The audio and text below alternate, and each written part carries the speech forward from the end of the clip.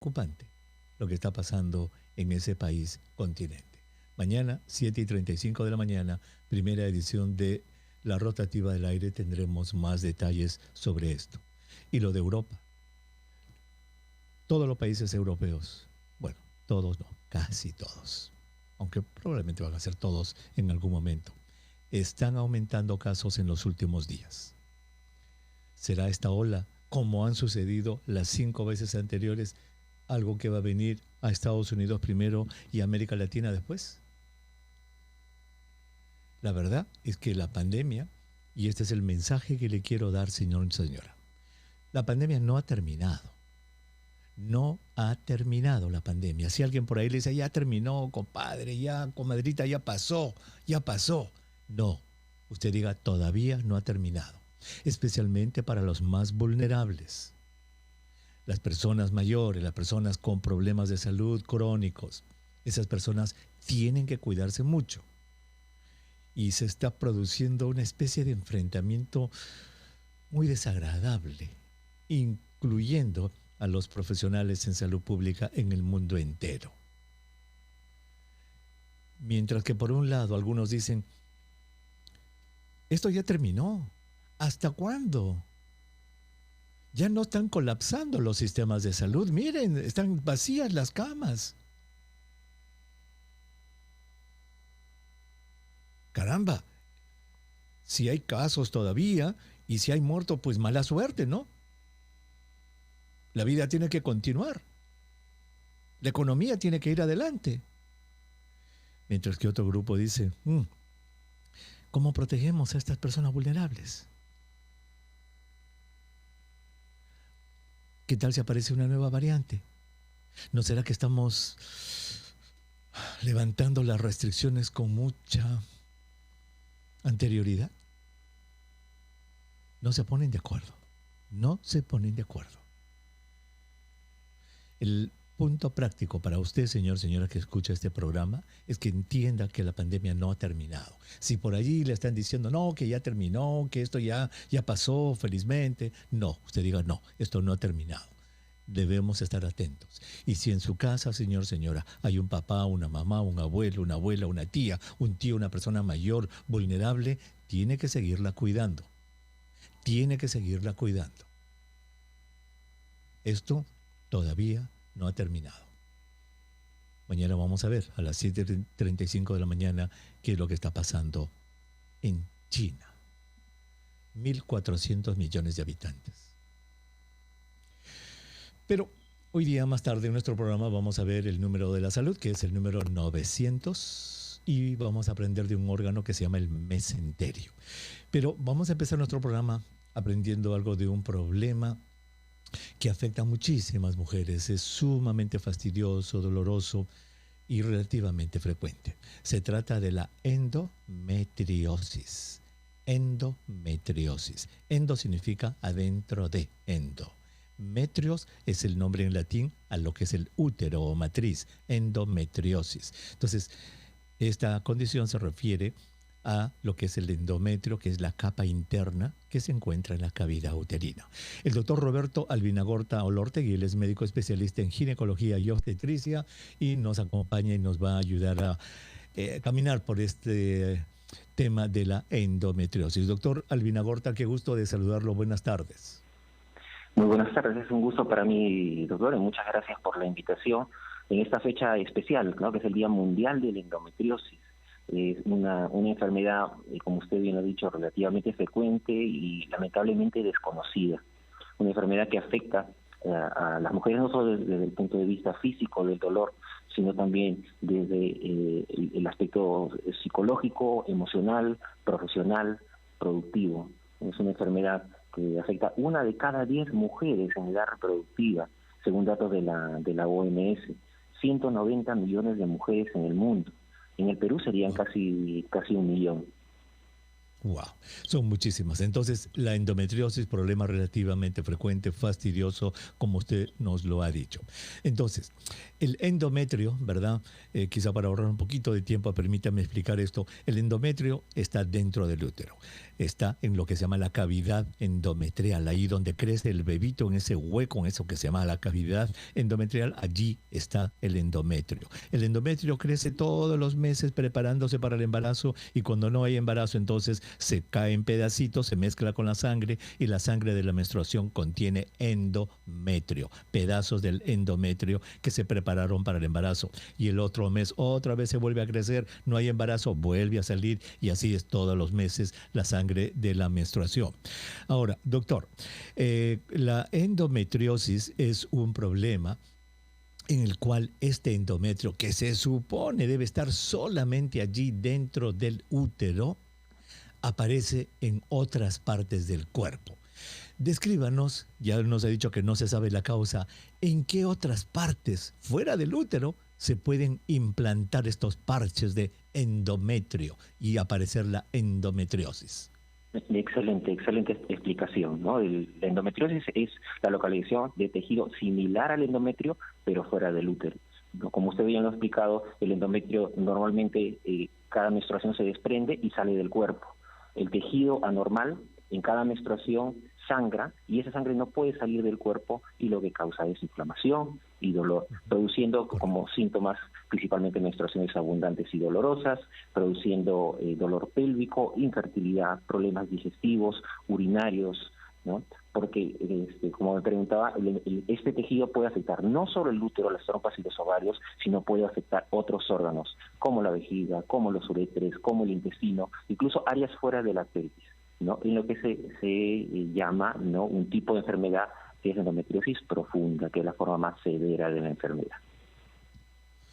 Muy bien, pero perfecto, maravilloso. ¿Y en qué partes ha visto usted, doctor, estos parches de endometrio, por ejemplo? ¿En qué partes? ¿Junto a dónde? ¿En qué partes? El tejido principalmente afecta los órganos de la pelvis, ¿no? El útero, las trompas, los ovarios, pero puede afectar otros órganos de la pelvis, como la vejiga, como el intestino, puede afectar órganos que están fuera, incluso fuera de la pelvis, como el diafragma, por ejemplo, los pulmones, produciendo toda la sintomatología. Sí, vamos despacio porque eso quiero que entiendan nuestros oyentes sobre todo. A ver, hemos dicho que el endometrio, por naturaleza, lo que es lo común, solo está dentro del útero, de en la matriz. Usted nos ha dicho, está fuera, junto a los ovarios, y eso está lejos del útero. Está junto a los intestinos, está completamente fuera. Nos ha dicho el músculo diafragma, que la semana aprendimos con nuestros oyentes, que queda arriba, casi pegado al tórax, porque es el límite entre tórax y abdomen. O sea, doctor, pedazos de endometrio aparecen en cualquier parte de la cavidad pélvica o abdominal, y obviamente cada mes, como si estuvieran menstruando, se hinchan, se crecen y deben doler muchísimo, y eso es la endometriosis. Es correcto, ¿no? La aclaración de que no es precisamente endometrio, es un tejido similar al endometrio. Similar, ¿no? correcto. Similar, que tiene las mismas características, responde de la misma manera a las hormonas y, como lo ha explicado usted muy bien, cada menstruación sangra, crece, ¿no? Porque esta es una enfermedad progresiva, esta es una enfermedad crónica, ¿no?, que causa un terrible dolor. Y la inflamación causa también adherencias anormales entre los órganos, ¿no? Produciendo... Doctor, vamos a hacer una cosita. Sí, permítanos, por favor, hacer una brevísima pausa. Cuando regresemos, vamos a entrar a la parte clínica, cómo se diagnostica, cómo trabajan ustedes, cómo lo tratan, por favor. Regresamos.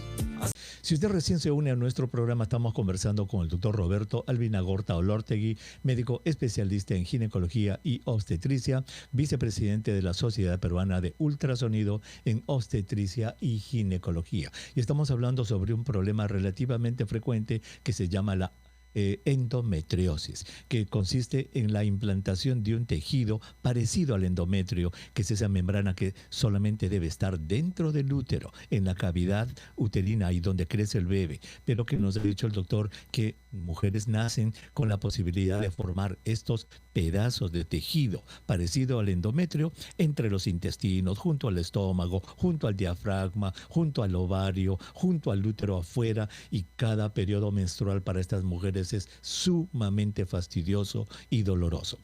Doctor, ¿a qué edad empiezan los síntomas de la endometriosis? Por lógica debe ser cuando las niñas tienen su menarquia y empiezan a menstruar, ¿cierto? Es correcto. La enfermedad puede empezar desde muy temprano, desde la primera menstruación, o puede aparecer años después, ¿no? Una característica importante de la enfermedad es el retraso en el diagnóstico. Se calcula que se tarda en promedio 8 años desde que aparecen los síntomas hasta que se hace el diagnóstico. Y mientras más temprano ocurren los síntomas, más es el periodo, esa brecha entre el inicio de los síntomas y la confirmación diagnóstica, retrasando el tratamiento, obviamente. ¿Eso es por qué? ¿Por bajo índice de sospecha? ¿Porque obviamente se descartan otras cosas? ¿Por falta de que las señoras vayan al doctor? ¿Por qué se produce ese tan grande retraso?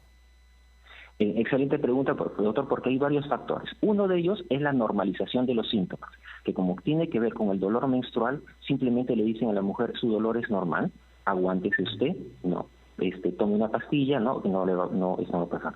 En segundo lugar, hay un factor que tiene que ver con el diagnóstico médico en sí, ¿no? Que es que durante mucho tiempo los profesionales, los especialistas, hemos tenido un dogma, ¿no? Que el diagnóstico solo se puede hacer mediante una operación.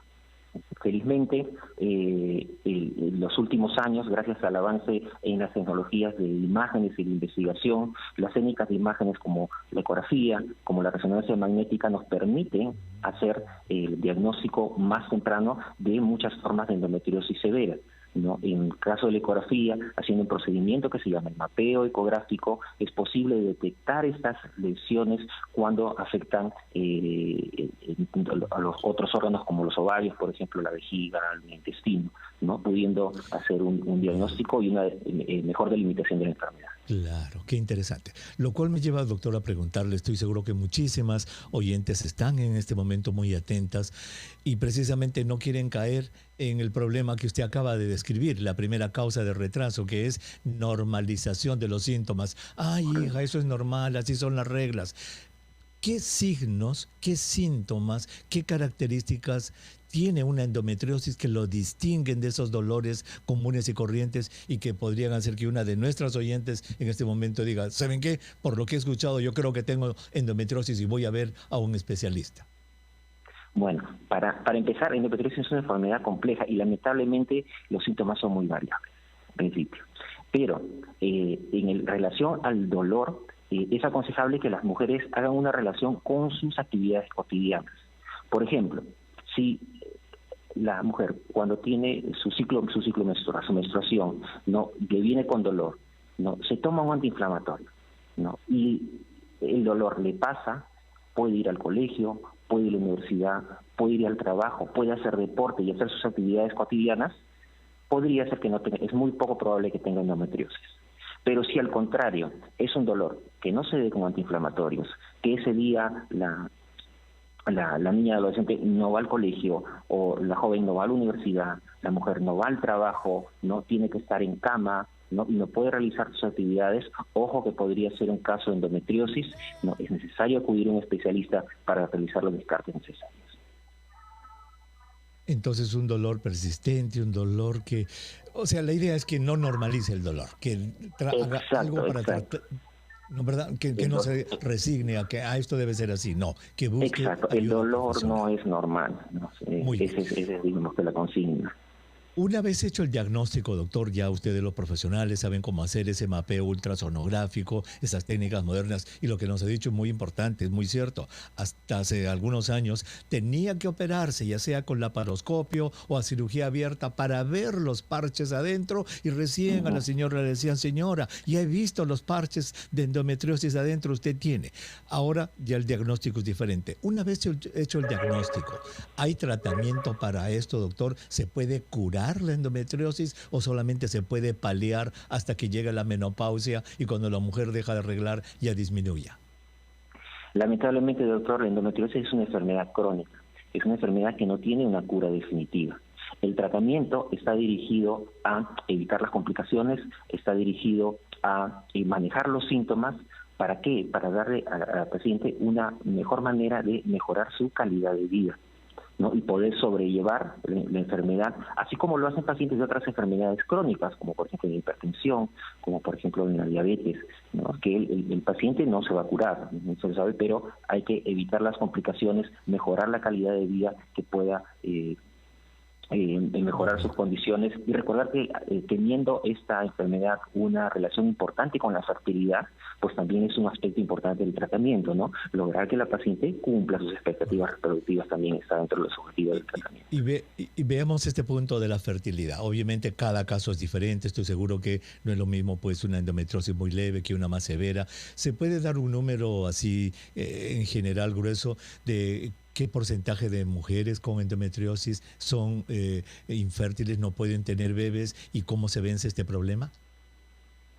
Fíjate, la endometriosis es una causa muy frecuente de fertilidad. Se calcula que 1 de cada 3 mujeres con infertilidad, ¿no?, tiene endometriosis, ¿no? Pero digamos que no todas las mujeres con endometriosis tienen infertilidad, ¿no? Y si una paciente, por ejemplo, le han hecho el diagnóstico, ¿no?, de repente es una mujer joven que está con el sueño reproductivo, de repente todavía no piensa tener familia, doctor, ¿no? Decirle a la paciente que no se preocupe, ¿no?, que eso no significa tampoco que no va a lograr tener familia, ¿no? Y que, bueno, actualmente existen diferentes tratamientos de diferentes niveles de complejidad para tratar, ya sea de lograr un embarazo o eventualmente preservar la fertilidad en el caso de que el deseo de gestación no sea inmediato, ¿no?, que sea postergado.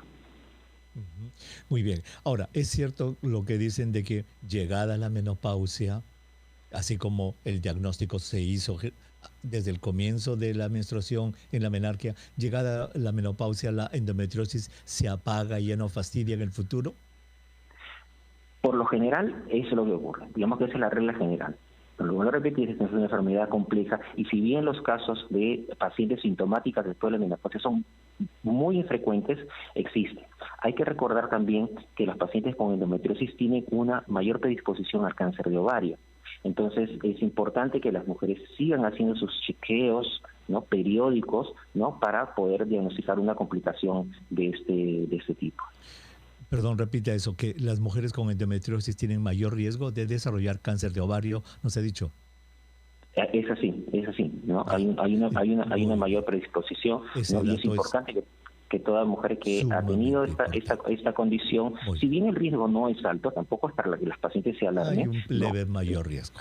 Hay un Muy bien. bien. Exactamente. Doctor, yo me acuerdo de mis clases de ginecología y obstetricia hace muchos años. Se me quedó algo que el profesor nos dijo, no sé si fue su fantasía, si es cierto o no, pero se lo pregunto. Él nos contó la anécdota de que él había visto a una muchacha que todos los meses, cuando le venía su regla, dice que la chica sangraba por la nariz, y era porque había un parche de endometriosis en la mucosa nasal. ¿Eso es posible o era su fantasía? Es posible que las pacientes puedan tener sangrado por la nariz o hemoptisis. Puede ser que tengan incluso tos con sangre, ¿no?, hemoptisis, ¿no?, por presencia de implantes en los pulmones, por endometriosis. Es muy raro, wow. Son casos muy raros, pero entonces ocurre. Era cierto. Era cierto, no era mentira. Muy bien. Doctor, muchísimas gracias por haber estado con nosotros, de verdad, gracias. Me ha encantado conversar con usted, ha sido muy claro. Yo creo que nuestras oyentes tienen una mejor idea de lo que es una endometriosis. Gracias por estar con nosotros. Gracias a usted por la invitación. El doctor Roberto Albinagorta Olortegui, médico especialista en ginecología y obstetricia, estuvo con nosotros, señora. Endometriosis. Entonces se me ha quedado esto. Señorita, no normalice el dolor de la regla. No, que no le digan, ay, eso es normal, eso es así. No, de repente no es así y usted tiene endometriosis, sería bueno que consulte con un doctor especialista. La enteróloga del Hospital Nacional Arzobispo Loaiza nos va a hablar de un órgano interesantísimo que se llama el mesenterio. Y usted, señora, que está muy atenta al programa, ya dijo, gastroenterólogo, debe ser algo de los intestinos entonces. Doctora Huamán, qué gusto de saludarla, muy buenas tardes. ¿Cómo está, doctor Huertas? Buenas tardes. Gusto de tenerla y muchas gracias por estar con nosotros, doctora. Pregunta de rigor, la primera, ¿qué es y dónde se encuentra el mesenterio? Bien, el mesenterio es una capa doble de una membrana que llamamos peritoneo, que va a tener o que va a unir el intestino con la pared abdominal y lo mantiene en su lugar. Va a ser una continuación de las capas del peritoneo llamada parietal y visceral. Es decir, se encuentra en la cavidad abdominal. Se encuentra en la cavidad abdominal, es una especie de tejido medio, es muy difícil de imaginar cuando usted nos habla de peritoneo, parietal, visceral, a veces es muy difícil incluso para los profesionales de la salud. Es como una membrana, digamos, que mantiene juntas a todas las tripas, por decirlo de una manera sencilla. Todos los intestinos están juntos, pegados, gracias a esta membrana grande, doble capa que se llama el mesenterio. ¿Para qué sirve? ¿Cómo funciona? Bueno, en realidad tiene varias funciones. La primera y principal es la de adherir los intestinos, es decir, sostener o suspenderlos a la pared abdominal posterior, evitando que se colapsen o caigan a la pelvis cuando uno está de pie. Además, va a disminuir la fricción de estos órganos y permite su libre movimiento durante la digestión. Otra función es que permite la llegada de los vasos sanguíneos, vasos linfáticos, nervios que suministran a los intestinos. Y finalmente va a ser un reservorio de tejido adiposo que va a actuar como una protección física de los órganos intraabdominales. Wow, qué interesante. O sea que es este órgano, esta membrana que evita pues que los intestinos se caigan. Los suspende, los mantiene en su sitio. ¿Qué enfermedades puede sufrir el mesenterio? Bueno, puede sufrir enfermedades primarias, por ejemplo, una enfermedad rara en realidad, que es la fibromatosis mesentérica, caracterizada por masas abdominales que va a requerir un tratamiento quirúrgico. Pero lo más frecuente, o digamos lo más conocido, son, por ejemplo, el vólvulo intestinal, que va a ser ocasionado por un defecto en el mesenterio, que va a producir como que el intestino se retuerce sobre su raíz y puede ocasionar una obstrucción intestinal. Wow. Además, es una especie de como que se anuda el intestino, ¿no? Exactamente, sobre todo si está asociado a defectos del mesenterio durante su formación embrionaria. Pero además el mesenterio participa en las enfermedades que de su contenido, como dije, permite el pasaje de vasos sanguíneos, linfáticos y nervios. Por consiguiente, también se puede participar en la patología de linfadenitis mesentérica, que son los ganglios inflamados del mesenterio, isquemia intestinal arterial o trombosis de las venas mesentéricas. También participa en los tumores malignos y en enfermedad inflamatoria intestinal. Wow, qué complicado. Uno de los signos, y esto probablemente algunos oyentes alguna vez lo han escuchado, cuando un familiar ha tenido un cáncer, por ejemplo, del páncreas o un cáncer del intestino grueso, y le dicen, los doctores le dicen, ay, mire, que se ha esparcido en todo el vientre. Cuando la doctora dice que el cáncer se ha esparcido en todo el vientre, es que generalmente ha causado siembras en este mesenterio, doctora, ¿cierto? Así es. Carambas, ya. Muy bien. Doctora, muchísimas gracias por habernos dado luz, la verdad, en un órgano que es difícil de entender incluso para los propios profesionales de la salud, que es el mesenterio. Usted ha sido muy clara y le agradecemos por eso. Muchas gracias. Muchísimas gracias, doctor. Gracias. El mesenterio, entonces, señora, es ese órgano que mantiene a las tripas, a los intestinos ahí colgaditos, para que no se caigan como si fueran un trapo. Está dentro del abdomen. Nosotros regresamos con sus llamadas telefónicas. Qué maravilloso que es recorrer el cuerpo humano, ¿no? Todos los días tenemos un órgano diferente para ustedes aquí en este su espacio vital. Regresamos.